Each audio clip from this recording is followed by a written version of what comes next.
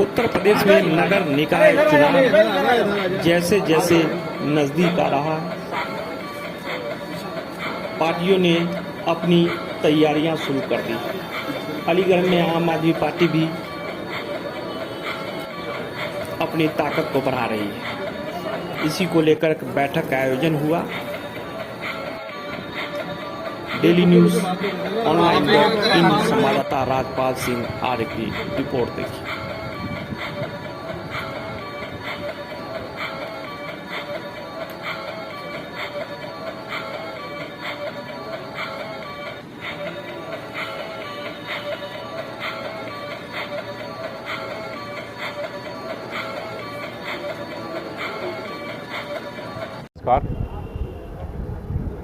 आज अलीगढ़ में आम आदमी पार्टी के इस कार्यक्रम में आने का मकसद, एक तो जब से हमारे नए जिला अध्यक्ष सुनील यादव जी बने हैं, हमारी कार्यकारिणी की मीटिंग नहीं हुई थी, उसकी समीक्षा और मेरा मिलना भी नहीं हुआ था, उसके संबंध में है, संगठन की समीक्षा के संबंध में। दूसरा, आम आदमी पार्टी की पश्चिमी उत्तर प्रदेश इकाई एक कार्यक्रम मेरठ कमिश्नरी पे करने जा रही है 26-27 अक्टूबर का। उसकी तैयारी के संबंध में मैं आज यहाँ आया हूँ। शहीद आजम भगत सिंह देश के महान क्रांतिकारी और महान विचारक थे। उनका 27 सितंबर को 115वां जन्मदिन है। शहीद आजम भगत सिंह के क्रांतिकारी कार्यों और के विचारों के विषय में हमें सभी को अच्छी तरह से मालूम है।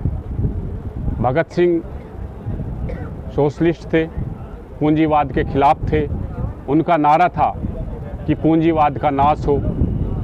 भगत सिंह की चिंता जितनी भारत माता को अंग्रेजों की जंजीरों से मुक्त करने की थी, उससे ज़्यादा उनके मन में चिंता भारतवर्ष के करोड़ों गरीब मजदूर मेहनतकश वर्ग को पूंजीवादी झोंकों से बचाने की रहती थी। भारत में वर्तमान की केंद्र सरकार पूंजीवादी ताकतों के गोद में जा बैठी है, पूंजीवादी ताकतों की दुम का छल्ला बनी हुई है और दोनों हाथों से देश की संपत्ति को पूंजीपतियों के हाथों लुटाने के लिए तत्पर है। दोनों हाथों से मेरा कहने का मतलब ये है कि एक तरफ तो आरटीआई के जरिए ये खुलासा हुआ है कि मोदी सरकार में 12 लाख करोड़ रुपए कर्ज का पूंजीपतियों का माफ कर दिया गया है, जिसमें अकेले दुनिया के नंबर 2 के अमीर व्यक्ति गौतम अडानी का 77,000 करोड़ का लोन माफ़ किया गया है। इसके अलावा 46 कंपनियों का 3,56,000 करोड़ रुपए माफ़ किया गया है। वहीं दूसरी हाथ से मोदी सरकार देश की निजी संपत्तियों को औने पौने दामों में बेचने में लगी हुई है। मोदी सरकार ने अपने सभी मंत्रालयों को ये निर्देश जारी किया है कि वे अपने मंत्रालय के अंतर्गत आने वाली सरकारी संपत्तियों का ब्यौरा तैयार करें, जिनको निजी हाथों में सौंपा जा सकता है। 2025 तक मोदी सरकार का लक्ष्य है कि देश की 100 सरकारी कंपनियों को निजी हाथों में सौंपा जाएगा। रेलवे की संपत्ति को सौंपने की प्लान है। 150 रेलों के संचालन को निजी हाथों में देने का प्लान है, जिसके माध्यम से सरकार 90 करोड़ रुपए की उगाही करने जा रही है। इसी तरह कम्युनिकेशन को MTNL और BSNL को बेचने की तैयारी है, जिसके जरिए 30,000 करोड़ रुपए कमाने की इनकी योजना है। इसी तरह एयरपोर्ट अथॉरिटी को विभिन्न एयरपोर्ट्स को बेचने की तैयारी है, जिसके जरिए 20,000 करोड़ रुपए उगाने की तैयारी है।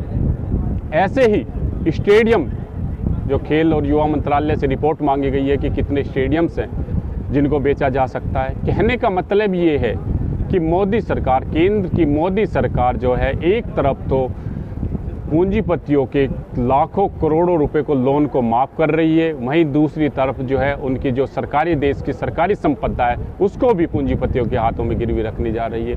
हमारा मानना है कि ये पूंजीपतियों की सरकार है। पूंजीवादी सोच की कंपैरिजन करेंगे आप उसका, क्योंकि गुजरात मॉडल को लेकर पूरे देश में एक गुजरात मॉडल को लेकर हवा बहाई गई थी। यदि 2014 में माननीय प्रधानमंत्री जी हमारे देश के प्रधानमंत्री बने थे, उन्होंने देश के प्रधानमंत्री की गद्दी संभाली थी, तो उसके पीछे कहीं ना कहीं गुजरात मॉडल का एक ये था कि गुजरात मॉडल देश में सबसे ऊपर है। लेकिन जो वहाँ पर स्कूलों की हालत है, जो अस्पतालों की हालत है, और जो आप अभी भी नेट पे भी देख रहे होंगे, जो वहाँ की जनता वहाँ की बदहाली स्कूलों की, अस्पतालों के विषय में, सड़कों के विषय में बता रही है, उसको देखते हुए हम कह सकते हैं कि गुजरात जो है वो देश का सबसे पिछड़ा हुआ राज्य है। देखिए, प्रश्न ये है कि सबसे पिछड़ा हुआ है या अन्य प्रदेशों के तरह ही वहाँ भी कुछ कमियाँ हैं? नहीं, बीजेपी राज्यों में मैं कह सकता हूं जिस मॉडल को बीजेपी ने प्रस्तुत किया था उसको देखते हुए मैं कहता हूं कि बीजेपी के जितने शासित राज्य हैं उसमें सबसे पिछड़ा हुआ गुजरात है। तो इस हिसाब से देखा जाए तो देश की ज़्यादातर राज्यों में भाजपा की गवर्नमेंट है, तो कौन सा राज्य आप सबसे ऊंचा मानते हैं दिल्ली के अलावा? वो तो केंद्र शासित। बीजेपी राज्यों की मैं कोई तुलना नहीं कर रहा हूं। मैं तो ये मानता हूं बीजेपी के कहीं भी राज्य में किसी भी बुनियादी मुद्दों को कोई राजनीति नहीं हो रही है।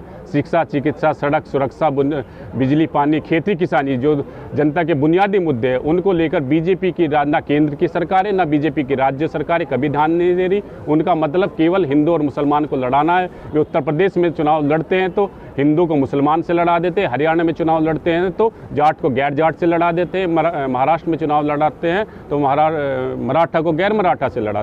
वे सिर्फ बांटना जानते हैं, लड़ाना जानते हैं, हिंदू मुसलमान करना जानते हैं, हिंदुस्तान पाकिस्तान करना जानते हैं, सबस्तान और कब्रिस्तान करना जानते हैं। और हमारी राजनीति बुनियादी मुद्दों की राजनीति है। वो शिक्षा की राजनीति है, चिकित्सा की राजनीति है, सड़क की राजनीति है, सुरक्षा की राजनीति है, खेती की राजनीति है, किसानी की राजनीति। उत्तर प्रदेश में गुजरात के चुनाव की तरफ आग लगी हुई है पूरे देश में, और गुजरात में आम आदमी पार्टी की सरकार बनने जा रही है, और गुजरात का जो इलेक्शन होगा वो देश की तकदीर बदलेगा, व्यवस्था परिवर्तन करेगा और आम आदमी पार्टी की पूरे देश में सरकार है। मोदी का विकल्प अरविंद केजरीवाल जी है, और अरविंद केजरीवाल जी की नीतियों को हम जन जन तक पहुंचाने के लिए तिरंगा शाखाओं के माध्यम से हम पूरे प्रदेश में फैला रहे हैं। हमारी तिरंगा शाखा उत्तर प्रदेश में पूरी लग रही है। वो सामाजिक संगठन है जिसमें सामाजिक कार्यक्रमों को लोगों को जोड़ा जा रहा है।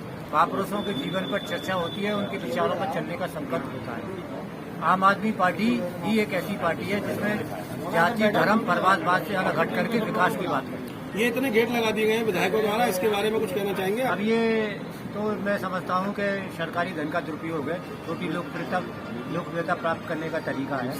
आम आदमी पार्टी जो है विचारों से जुड़ी हुई है, उनके विचारों के, महापुरुषों के विचारों के जीवन पर चर्चा होनी चाहिए, न कि उनके फोटो से। उनकी सपा कार्यकाल में भी राकेश सिंह विधायक जी ने किया था ये काम, उससे पहले बीएसपी ने स्टार्टिंग करी थी। इस पर कोई टिप्पणी नहीं कर रहा हूँ क्योंकि विधायकों को एक प्रिविलेज दिया हुआ है कि अपनी हिंदी का वो कहीं भी यूज कर सकते हैं। लेकिन आपका मानना ये दुरुपयोग है? मेरा मानना यह है कि जनता का पैसा जनता के हित में ही खर्च होना चाहिए।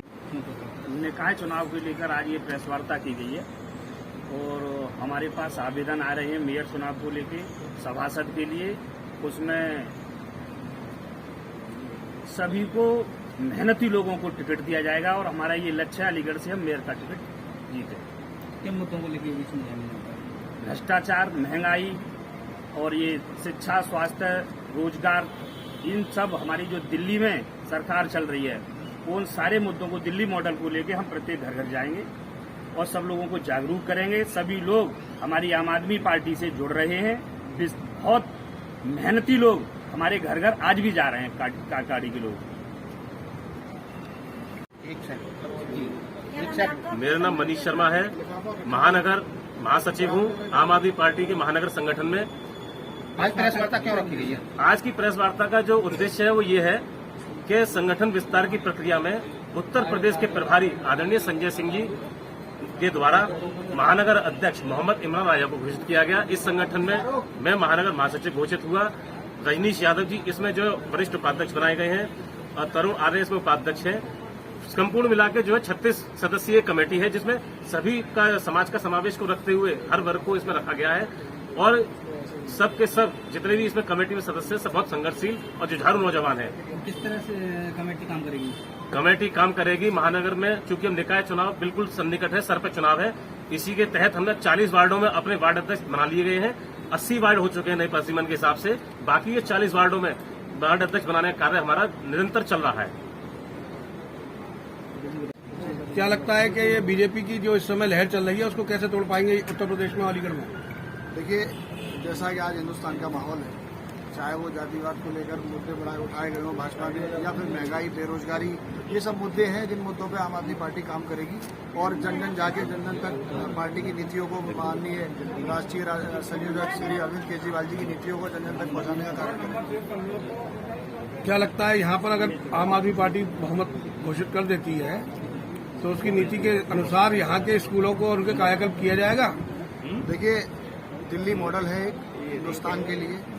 जो कार्य आम आदमी पार्टी की सरकार ने वहाँ पे की है, चाहे वो बिजली फ्री के कार्य हो, स्वास्थ्य को लेकर काम किए गए हो, चाहे वो पानी को लेकर या बेरोजगारी को लेकर जो काम पंजाब सरकार, जो दिल्ली सरकार कर रही है, वही कार्य उत्तर प्रदेश में भी किए हैं। तो दिल्ली बहुत एक छोटा प्रदेश है, केंद्र शासित प्रदेश है, और यूपी एक बहुत बड़ा प्रदेश है। क्या वहाँ बिजली फ्री की जा सकती है? बिल्कुल की जा सकती है, अगर कोशिश की जाए। कोशिश से बहुत कुछ संभव हो सकता है और ये एक बहुत बड़ा एग्जाम्पल है हमारे लिए, दिल्ली और पंजाब।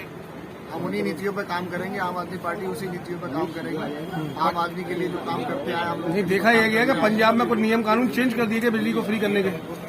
देखिए, जहाँ तक बात नियम कानून की, उसी हिसाब से यहाँ भी सरकार के हिसाब से कानून बनाए जाएंगे, उसी हिसाब से काम किए जाएंगे, लेकिन नीतियाँ वही रहेंगी, उसमें थोड़ा सा बदलाव हो सकता है।